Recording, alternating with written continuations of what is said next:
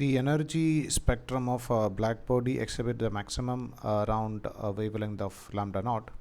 The temperature of black body is now changed such that the energy is maximum around a wavelength 3 lambda by 4. The power radiated by the black body will now increase by a factor.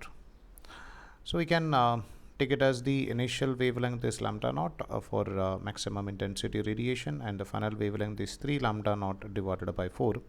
So we can take it as lambda 1 is this and lambda 2 is this. And you can write this is happening for a temperature T1 and this is happening at a temperature, let's say, that is equal to T2.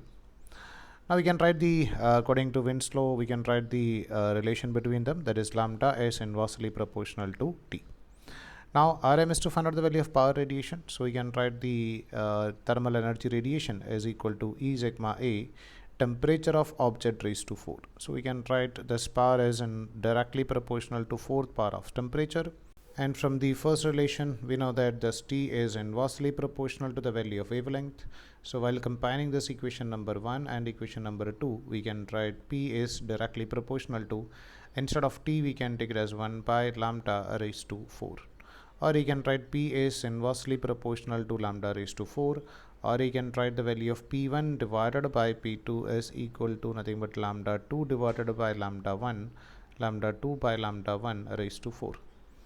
And the value of lambda 2 is nothing but 3 lambda naught divided by 4, and the value of lambda 1 is lambda naught raised to 4. So this lambda naught and this lambda naught get cancelled, so we can write this will be equal to nothing but 3 raised to 4 divided by 4 raised to 4, which is equal to we can write it as equal to 81 divided by 256. So the value of P2 can be written as 256 divided by 81 times of initial power, let's say that is equal to P1. So we can say that this power is increased by 256 divided by 81 times of initial value.